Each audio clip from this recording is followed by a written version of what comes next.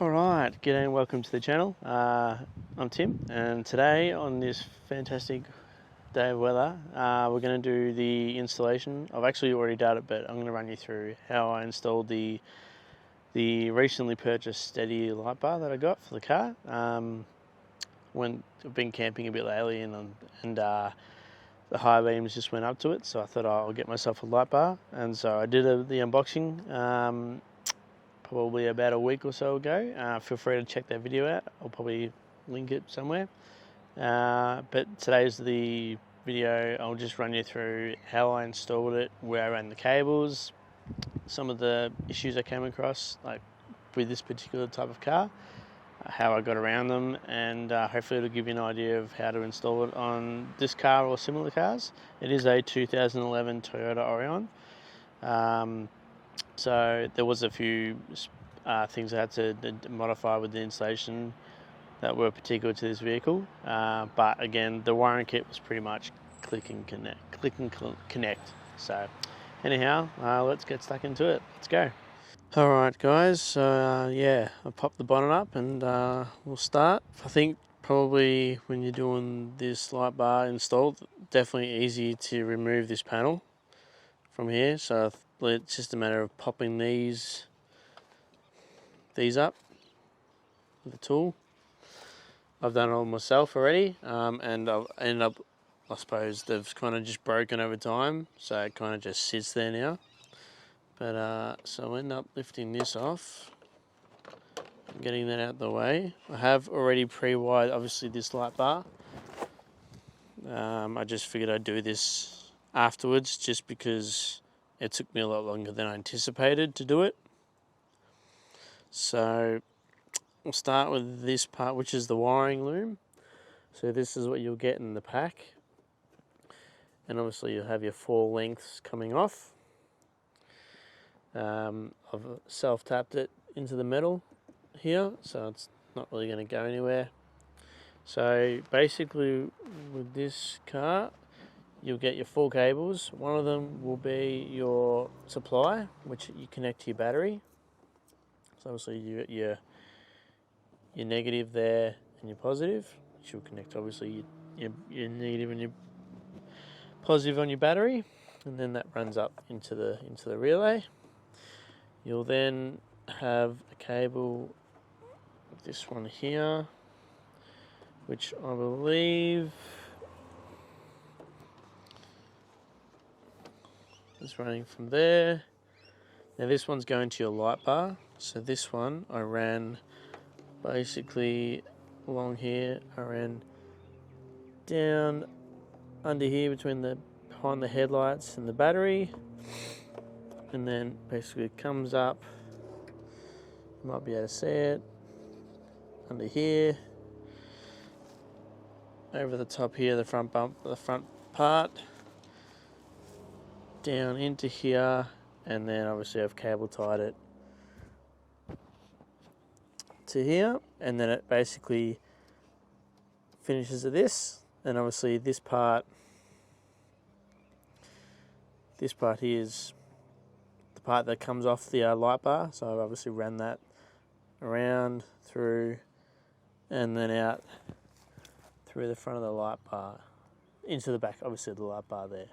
So the other cable, which was probably the trickiest part of this, well, one of the trickiest parts, was this cable here, which actually goes to a white plug, which terminates on the actual harness itself. It terminates as this plug here, and then you'll get a piggyback cable in the bag with the wiring harness. Usually I think it's a HB3 one, and you'll get a HB4 one, but for this car the HB3 is the one to go. However, for this particular car, the piggyback wasn't going to be any good for me in this particular case. I mean, I could use it, but I had the problem where that basically was going to plug into the piggyback adapter, but on the Toyota Orion, the headlight has got the dust cap there, which sits behind, goes on behind the headlight. So behind that is the headlight bulb in there. My problem was that this cable was going to go connect into the cable in there, which would then loop to the headlights and into this as well. So it was basically splitting the power 3 ways. So in my case, in order for me to keep the waterproof factor behind the globe, I had to either drill into this and put a gland through the actual cap itself. I'd untwist that, take it off, and I have to drill through it to get to the cable. Or in my case, what I did was this cable here. I basically made a little fly lead, went and bought one of these plugs, both sides of them, from JCar Electronics for a couple of bucks. And I got a bit of cable. I think this cable handles 15 amps, so it should be no problem. And I basically wired it into the cable. If it's going to focus, into the cable that supplies power to the headlight, the high beam especially. So that's the high beam cable. When I pull it out, I can't turn the high beams on. So I've purposely tapped it into the 2 cables, figured out which one was positive and negative, and then I wired it accordingly so that the relay, the power from when the headlights high beams get their 12 volts, it runs into this, and then that runs into the relay, makes its way all the way to the relay, as you can see, into there. And then for the switch, the internal switch, which is this cable here, which goes into your cabin, I've got that running behind all the way to here, and then it goes in to that grommet there. So that's the cable on the left. So basically got it in there. I don't know if it's going to be able to pick that up. It might not. But yeah, so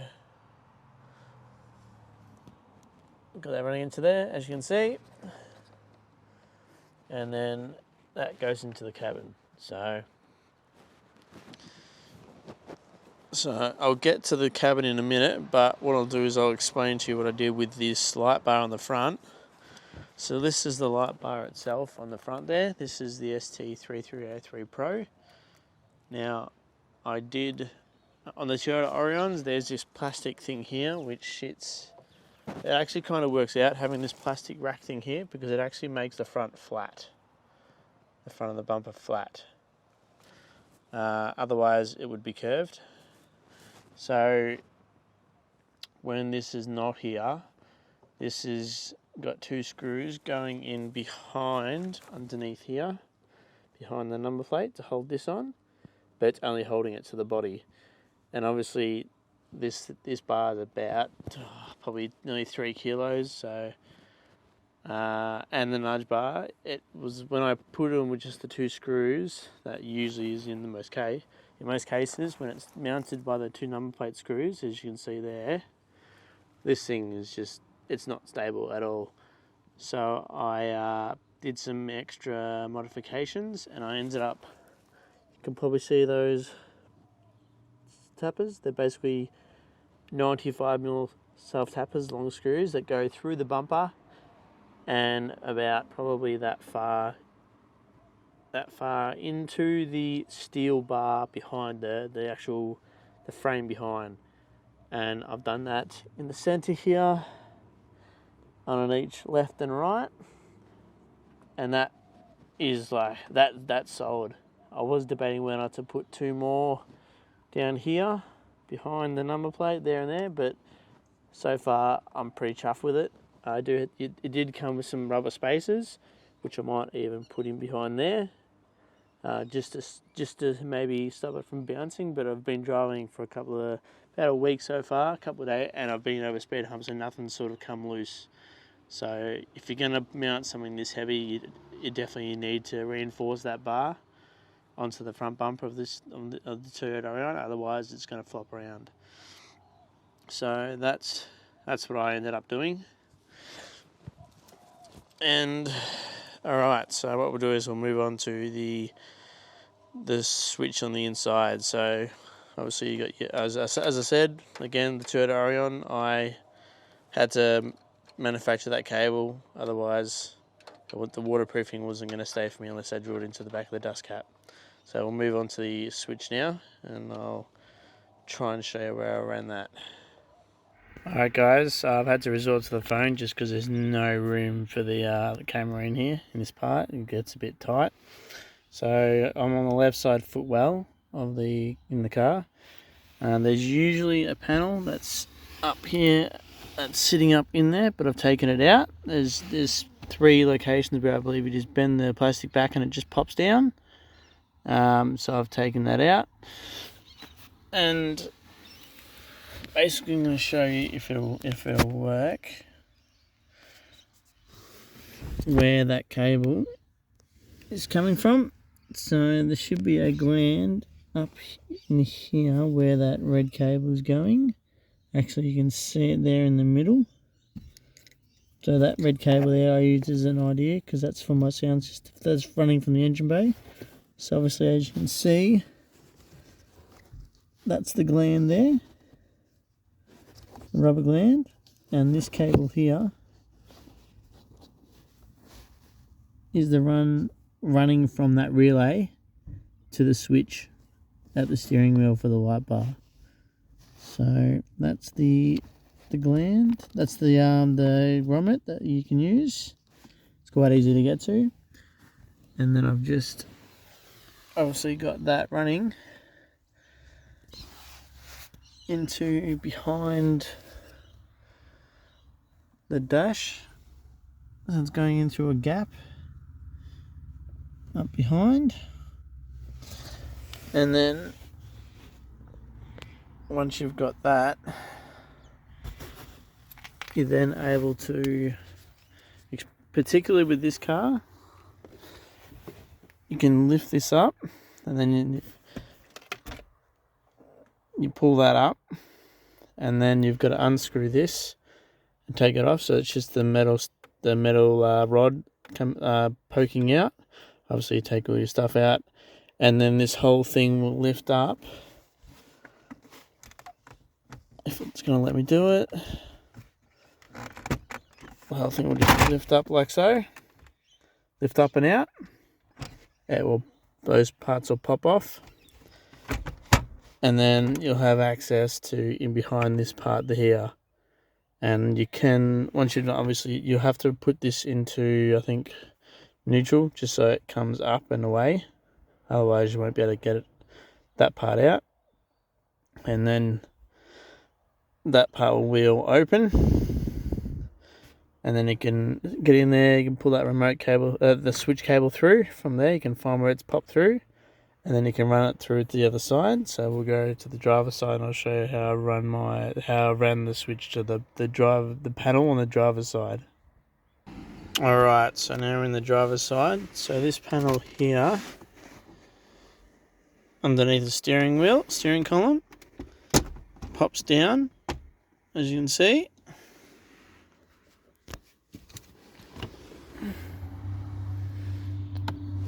And this right side pops out as well. Just got to be gentle. You'll see the tabs here, they pop out of the holes.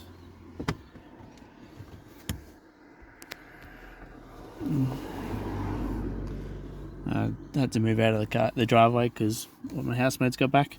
So yeah, as you can see, that's from underneath the steering wheel,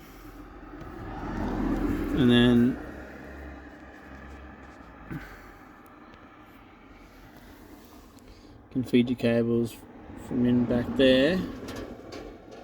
Just find the right spot where your cables can come through over here, and then that's the cable there. The red cable is the one to go to the accessories, so when the dash lights come on, the switch lights up. And then obviously you got your 3 cables which I've fitted, and then 3 cables the 4 cables going to the switch, and then I've just mounted my switch there, that one here. So that's the one that I got ordered in additional to the one that comes with the pack from STEDI, because I just didn't want the little round one. I didn't want to cut a hole in one of these and it would have looked a bit dodgy, so I wanted it to look nice and schmick. The reason why you might be wondering why they're on the right side of that panel is just because it's just easier to see when you're driving along instead of you having to look behind the wheel itself. For that, from here and here, I just figured if I put them to the right, I won't have to look as much. Won't have to look as far around to be able to see them. So, and then you can actually reach in behind it and pop them out accordingly, and then obviously fit off the switch itself. So yeah, so then once you've done that, obviously it's fairly straightforward, and then it's just a matter of following the wiring diagram that they give you to wire it all up, and then you can put these panels back, and it all just clips in as such. Easy peasy. Same for the other side, and then you're good to go. And also while I run it, I'll just go back out here and I'll show you. You might be able to see it, you might not. I don't know if it's going to pick it up, but through there, that's one of the screws just there. That's going through the bumper and then into this steel frame. So I've got one here, and then there we go. So you can see one there. That's probably the center one, or the one off to the left, that screw there. So it's going into this, so, and this is just solid. So got it coming through the front bumper, through the bit of foam, and into this by about probably that much. So it's solid. And I've got 2 of those on the left and the right side, and then one in the middle. So it's solid. Alright, so I've gone and put the cover back on, as you can see, and I've come back and cable tie the cables nicely again as I had prior before taking it all apart. And then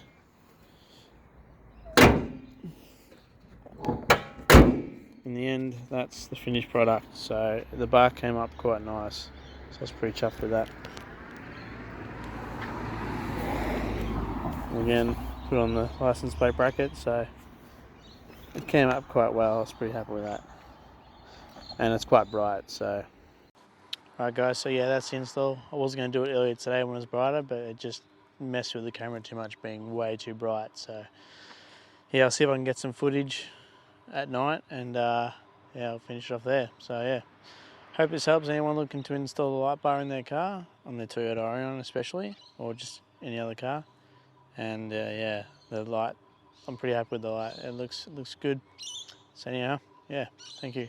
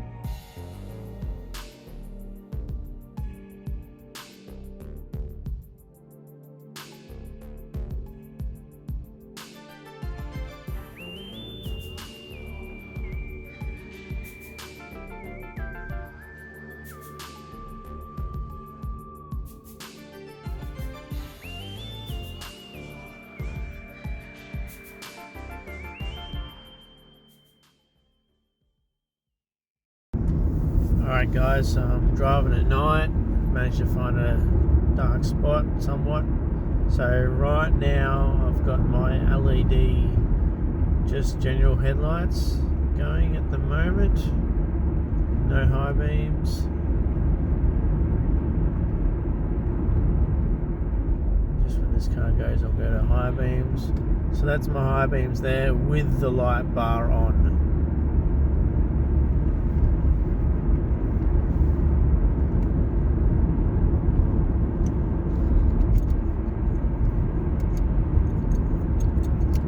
That's the light bar off.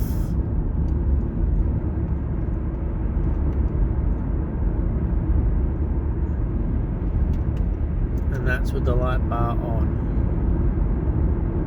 Once again, this is my high beams with the light bar on, high beams with the light bar off, and normal headlight low beams.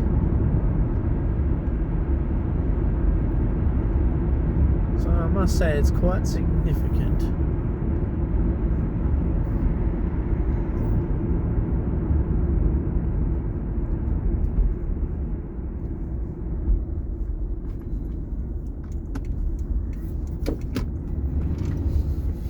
See if we can keep going straight. So once again, there's my high beams. High beams with the bar.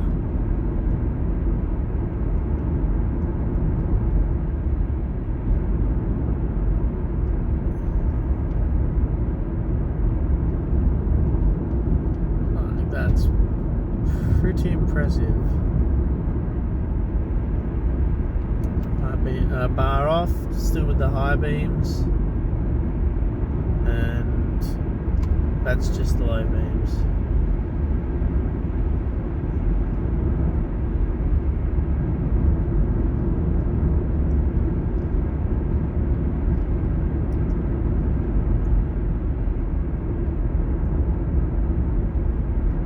Dark here again, some better high beams, light bar,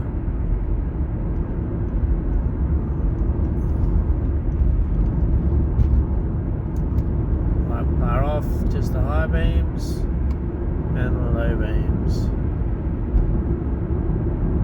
I probably went a little bit overboard with the the light output, but sometimes it's one of those things. It's better to go all out than get it and it not be enough.